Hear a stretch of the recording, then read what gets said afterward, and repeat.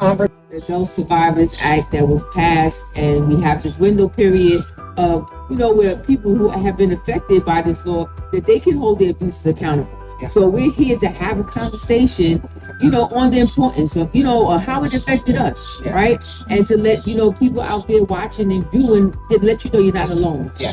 So. Oh, well, first let's introduce ourselves, right? So why don't we start over here? I'm Roz.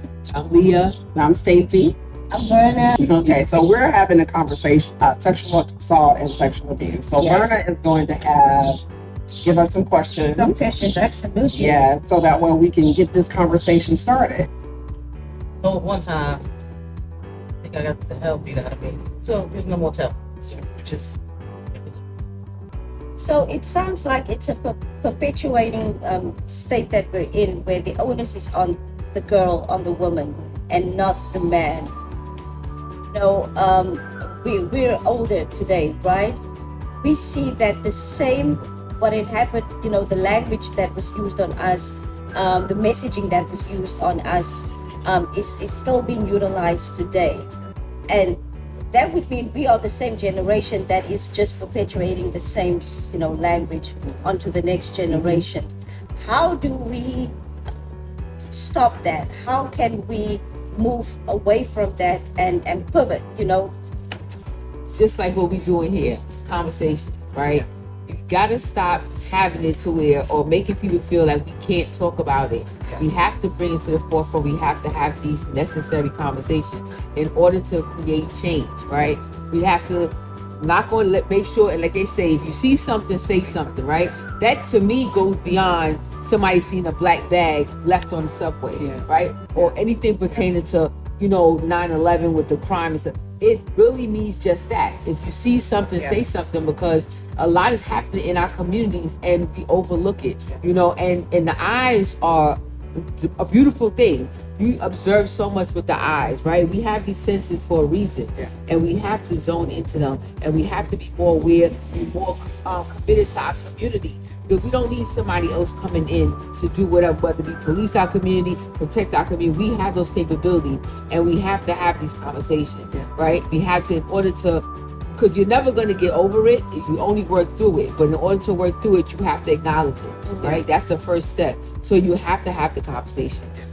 Yeah, and it's important. A lot of talk has been going on now about trauma-informed care. Yeah. And this is something that we really need to bring into our communities, to bring to our daughters, our sons, because for, like you said, women, but a lot of boys and men get abused as well. Yes. Sexually assaulted as well.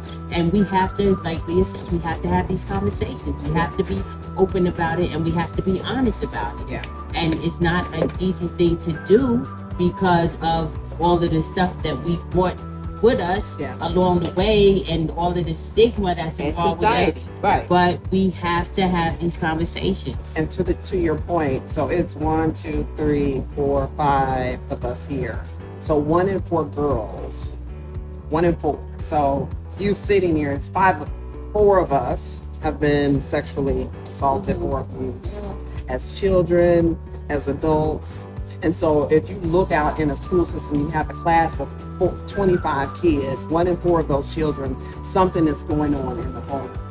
1 in 6, that number varies, of boys. So every 6th little boy that you've seen has been sexually abused or sexually assaulted as a child. They grow into an adult, and that's where we have to start helping and communicating and educating, and that's what we do. So when our daughters, our sons, when they come to us and we start the conversation, how do we start that conversation on sexual violence? Do we name it for what it is, or do we name it something else? No, you have to name it for what it is. And it has to be age appropriate, because sexual assault can happen at any age, and it has to be age appropriate. When you're talking to younger children, you talk about good touch, bad touch. When they get a little older, you could talk about, just say no, or tell me if something happens to you, or somebody touches you the wrong way. And then when you get older, you have that hard talk. this is what it is and this is what happens, and you can protect yourself and you can talk to me about it and we can have a conversation about it and we can get justice. Yeah. Because a lot of times we feel that guilt. Like when things like that happen to us, we feel like it's our fault, and we have to get out that mindset that nobody has a right to touch our bodies anyway. And I would add to that you have to use the words associated with your body parts. So you can't call it a honeypot. Vagina. It's a what? It's a vagina, and then how you create safe conversations around sexual abuse, molestation, improper touching, good, bad touching it just doesn't start with that. It starts with something as simple as, hey, let's talk about what you see on TV. How do you feel about that? So it's age appropriate and having conversations with the kids, even with adults, and having a safe place where they can have a trusting place that they can come to where you can hold space. Because knowing how to hold space for a person that's been a victim is very important. It's so important. And oftentimes, it's not your family. It's not your family that can hold space for you. It's a group of people that have gone through and experienced what you've been through. They can understand, hey, that happened to me. And hey, this is the result of it. And like you said earlier, you go inside. That's a common trait among victims. That's how I survive and navigate the world. It gets too traumatic, I get triggered. My mother said, "Where's Stacy? Is she gone?" My grandmother told me one time, I need to get over it. You just need to get over it and just go on with your life. I didn't even want to argue. That was that conversation. Talk to one person. Talk to one person. And a lot of times too, I think a lot of times when we have family that give us those reactions is because, for one, sometimes they feel like they failed us, right? Or that they, it might have even happened to them, right? And they blocked it out, so because their mother exactly. Them, so if I got over it, you could get over it. Or if I blocked it out, look at me, and you looking like, I'm looking at you. Why nobody want to be around? Oftentimes affects our relationships with people, right? Whether it be friends, whether it be your intimate partner. It's like it just kind of grabs a hold of you in a chokehold, and it doesn't let go. So you have to pry the hands from around your neck, and you have to talk about it. You have to seek justice, and I feel like I see so many commercials on the TV. Oh, this happened to you, right? But it's no intimacy there. It's not giving me that comfortability to say I want to reach out and talk to whoever, right? I don't know if you look like me, right? So you know what I mean. So it's just looking for that relatability, and I just feel like if we can't touch everybody, that this is a start. Conversation is a start. Listen, we enjoying the weather, we out here, we just really want to create change. And to create change, it takes people and it takes numbers. So, we just hope that we did something out there in the world today. And one other thing that I want to bring up too, and oftentimes, a lot of these things happen to women and girls and younger boys, is because the woman is so dependent on the male to take care of her. Either they're financially, they're bringing home the bread, they're paying the rent, they're paying the bills and everything. And I would encourage women to go out there and find a career. It's so many things that we can do to support each other and find ways to be financially independent on our own, so we don't have to depend on anybody else to take care of us that will take advantage of us or our children. So one last question, and Leah, you completely touched on what was my follow-up question regarding shame and trauma, and how it manifests in the body and in the mind and the spirit, right? So if we can touch a little bit more on that, and what have you done, that it helped you, and what is out there for young people, for women.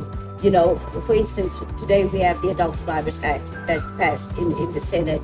Can we speak a little bit about the law, about the work that we are all individually doing and together as organization in combating, and creating avenues where not only the courts and the legal system becomes accessible but also avenues of wellness, right? How we can start informing and also, you know, take that wellness back into the community. So whatever you got out of that.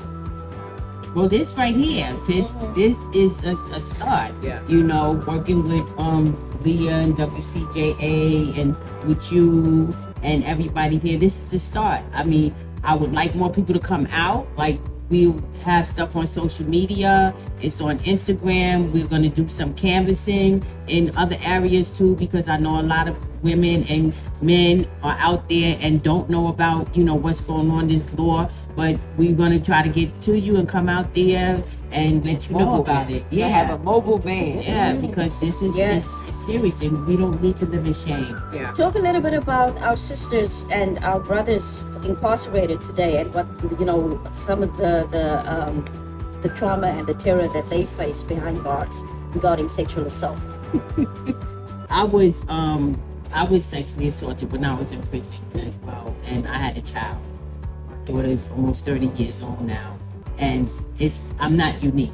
It happens all the time. I did 39 years in prison, and it was happening before I came to prison, and it's still happening now. You know, people just take advantage of their authority and they use it, and a person who is incarcerated, you feel like you don't have a voice. Like, nobody will believe you because you're labeled A number, labeled a number, and your whole identity is stripped from you and placed into a property bag, right? So, and Rod's absolutely right. It's not taboo. Like right now, like people going to prison or jail is not taboo, right? It's touching every race, color, creed, right? So, but this is something that happens, and you know, that's why we do the work that we do for women, for people that identify as women, because for so long there wasn't a voice. People felt they didn't have a voice. When I was incarcerated, I didn't have a voice, right? So now, me being a resource out here, I'm bringing that out to the forefront. We have a seat at the table, we're going to keep it, and we're going to bring more seats exactly, to the table. like-minded people to the That's table right. to create policy changes, right? And the Adult Survivor Act happening, coming in, stepping in, creating change for people who have been violated, right, in all stages and aspects of their life. This is what it is, and it's like even behind the walls, it's even giving the people behind the walls a voice to let authority figures who's there, who's supposed to be there to protect and provide care and custody for you, to let them know that they are not in control. And you will be held You accountable. will be held accountable if you violate the rights of somebody who you are there. Your sole purpose is for care, custody, and control. And so for me, these are my sisters, and you guys have fought a fight. And blessed not to have been in prison, but I've been sexually assaulted 3 times in my life.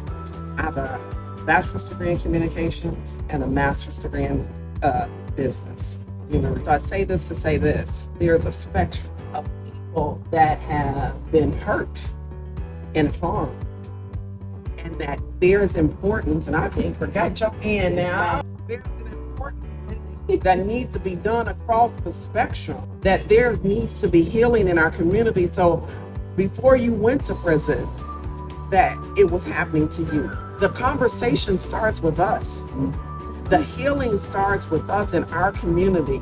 It is important that we raise our voices high, and those people who can't see us, who don't feel like, hey, I'm ready to come and have a conversation, garner your strength from the conversations that you see and hear today. Use a little bit of our strength so that way you can build yourself up just a little stronger every day. Because what I want to say, healing happens every day. It happens every day, every step. Anything could trigger us just like that, and we go in. And it's not like we're trying to isolate from other people, but it's the pain that comes up and resurfaces sometimes. And it don't matter where you're in the boardroom or you out walking at the bodega. It does not matter. Your voice needs to be heard. This Survivor Act, it doesn't stop here. The conversation continues because the healing has to continue. And I want everybody to know that the healing has to continue. And it starts with us today. Good morning, gorgeous.